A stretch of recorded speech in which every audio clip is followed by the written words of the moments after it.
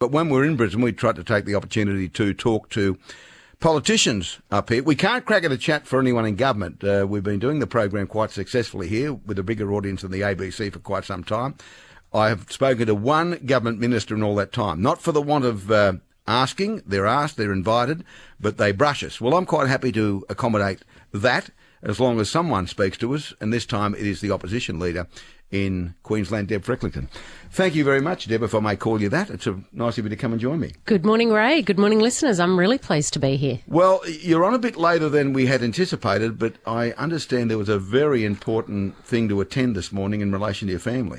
Yeah, look, and thanks for that, Ray. My daughter, who's 15, just got so she's in year 10, and she sort of got a junior prefect award, so I think we can call it a prefect award. Her school calls it something different, but yeah. I'm old enough to remember that.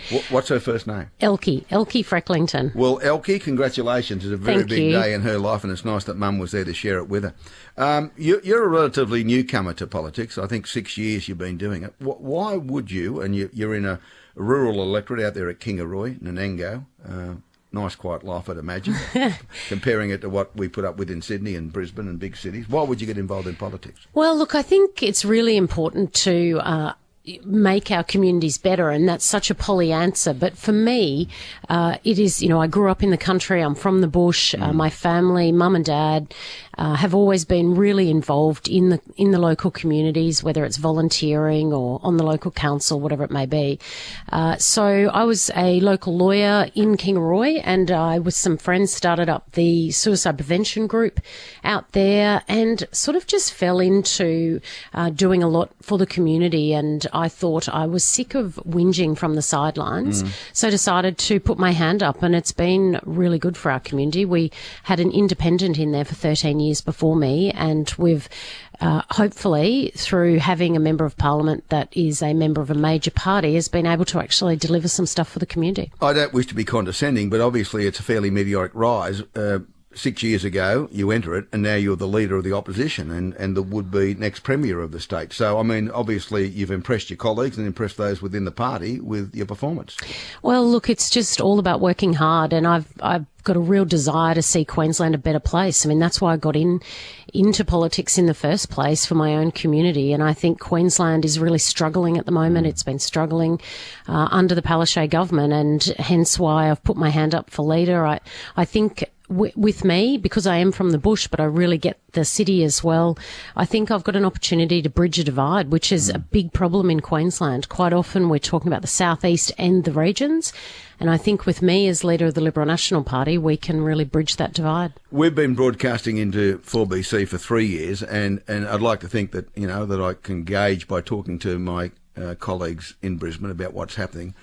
Would it be fair to say that I was right in thinking that your party would do a lot better than it actually did at the last state election? Well, look, obviously we lost, and we wished we had have done better. It would have been good to get rid of the Palaszczuk government, because they did nothing for 3 years and they're continuing that. Actually, I should say that they're reviewing a lot of things, Ray, but no outcomes are coming. Money's not being spent. Our unemployment rate is going up and business confidence is down. But yes, we did think we would do better. And that's why, with me as leader, Tim Mander as the deputy, and our new team around us, we are fighting each and every day to hold this Labor government to account, because I think that's what people expect of good oppositions. Does it have an impact on you as a party, the performance of your federal government, your counterparts in Canberra? Oh, look, I think only to the extent of most people aren't that interested in politics, and, they really just see all politicians as the same. So, some people that meet me, they think I'm part of the council, or they think I'm part of, they think I go down to Canberra to do my job. So I think there is a blurring of the lines. Sure. I mean, and that's why I was pretty impressed with the Turnbull budget that was just handed down. It was a great budget for Queensland, huge spending on infrastructure, and unfortunately, for us here in Queensland, we've got to rely on the federal government to spend some money up here, because under Palaszczuk, we've seen $3 billion less in infrastructure spending year on year. One of the things that happened after a long period of Labor in New South Wales was Barry O'Farrell, Mike Baird, and then the current Premier, Gladys Berejiklian, were able to, by some good work by treasurers, and Baird was the treasurer in the first government, retire debt, and now Dominic Perrottet's doing the same sort of thing. which gave them the ability to spend a lot of money. And I mean, it's infrastructure mad, as you'd probably know in Sydney at the moment. There are roads being built, there are railways being built, there's a whole range of things, not just in Sydney but across the state. You have a mounting debt, a really large debt in Queensland that's not being retired. And so there's a fear, I note in the Courier Mail this morning, Steve Waddell's written an article, that there won't be much good news in the forthcoming budget because apart from employing a lot more public servants, the Palaszczuk government hasn't really done a lot to, give confidence to the people in the economy to say, well, let's start, spending some money and there'll be money returned to you through infrastructure because of that level of indebtedness. What would be your plan if you were to become Premier to retire that debt? Well, I think first things first, you're right to say, that was a great article by Steve Waddell because it really points out the fact that it is all just fluff and bubble as well with this Palaszczuk with her budget that's coming up. We don't quite know what's in it yet, but we do know that there's, no plan to do anything about the debt. There's no plan to spend any extra on infrastructure. There's only one plan, and that's for Cross River Rail, nothing for regional Queensland. I would say to you, Ray, that it was disappointing to hear our state's treasurer not even know the debt level in Queensland. What is the debt level? The debt level is $71.2 billion and escalating.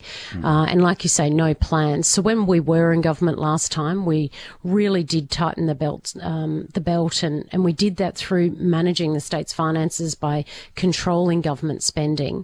And all whilst we did that, we continued to work with the federal government to make sure we were partnering with them to spend money on infrastructure that was creating jobs, not only in the southeast but out in the regions. So what we've seen under this government, and I'm looking forward to seeing this next budget, because what they've done with debt in the past is, first of all, they raided our employees' defined benefit scheme, so the superannuation of the state government's employees. They took money from that scheme and put it towards spending, state government spending.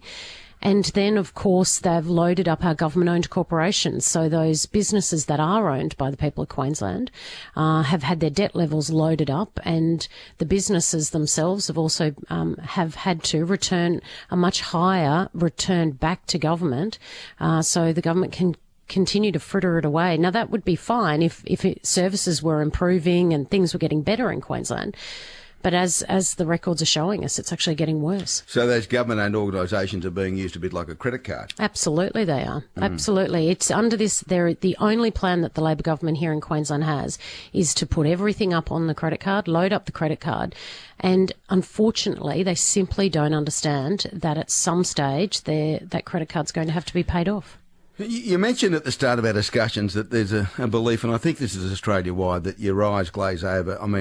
I spoke to Luke Fowler, the opposition leader in New South Wales, about comments he made yesterday, and he stood up for, a section of the community down there, and all of a sudden he's shouted down by his own party and by your party for saying what he said, and my listeners applaud the fact that he said it. Now they're cranky that he's apologised for saying what he said, but because politicians enjoy not a great reputation, how do you then go and convince Queensland that if you're Premier, life would be different? Things will be different for Queenslanders under a Frecklington government. How do you convince them? Well, I think first and foremost, you've got to be upfront and honest with the people, and you've got to work hard and earn their trust. So that is something that I'm planning to do and am doing each and every day. One thing you may not know about me, Ray, you mentioned I've only been in politics for 6 years, but, I didn't grow up as part of a political class, or, I'm not a career politician. I had a life before politics, and I get it. I'm a mum, 3 daughters, a husband that's, working each and every day. So I don't come to the job with the sole desire to get to the top. What my sole desire is to make Queensland a better spot for my kids to grow up in and keep them here. Because you talk about New South Wales, the brain drain that has gone from Queensland down to New South Wales, because they are actually building things and like I say, not just in the city, but they've had their massive regional hospital plan, which was fantastic as well. We need to be able to convince the people that Queensland can be a better place. And I genuinely believe that under me and my team, it will be a better place. Now, because we broadcast into regional Queensland, and we're broadcasting to them right now through the Resonate network, we go to all as far out as Mount Isa and the rest, I get more emails about the vegetation laws banning broad-scale tree clearing and massively impacting on the way farmers are able to manage their own land. Is that an issue for your constituents in Kingaroy and Nanango? It is a massive issue. This issue, the vegetation management changes that the Palaszczuk government brought in are just wrong. And I could use many words, but it is just bad law. And not only for regional Queensland, but for the property sector here in Brisbane and the major centres as well. And both the agricultural groups and the property sector have come out and said this is bad law, it's draconian, and it simply doesn't understand that it is going to hurt the agricultural industry in Queensland. But it's not just about broad-scale clearing. What it's actually about is simple clearing for feeding of stock with shrubby bushes that actually grow back. That's what people say to me. It's so simplistic. Yeah. They knock them over, and that's the feed when they run out of absolutely, other feed. and it grows back. And it's stuff that comes back very quickly with a shower of water. Mulga, it grows back, and it has to be. What have they done it for? To appease the Greens? What? Absolutely, to appease the Greens. So this was a promise that both Trad and Palaszczuk were talking about last term. We successfully defeated it last term with the help of crossbenchers, and unfortunately they've now got the numbers and they've rammed it through the parliament. But it also goes to the arrogance of this Palaszczuk government. They, in the last 2 weeks of Parliament, have shut down the debate. So we're in the middle of moving common sense amendments that would have made the laws a bit easier for regional Queensland. Yeah. And Anastasia Palaszczuk walks into the chamber, bang, shuts down the debate before we could even continue talking. So it's to appease the Greens. It's not going to solve a problem. We've even had our Indigenous communities up in the Cape stand beside me saying these are bad. Yeah, farming communities, Indigenous farming communities, saying no. And the other thing I don't quite understand, who appease the Greens are saying, it's going to impact on the Great Barrier Reef. Has anyone looked at a map how far St George and Mount Isa are from the Great Barrier Reef? Well, even Kingaroy, we've had changes to this legislation. And don't get me wrong, we need regulation, and Queensland has good regulation in place in relation to land clearing. But even in Kingaroy, the rules have changed. So on my brother's place, that is in between Nanango and Kingaroy, he supposedly is running into the Great Barrier Reef or ruining the Great Barrier Reef. And there's a fair bit in between us and the Great Barrier Reef, let me tell you. He's not going there for a weekend.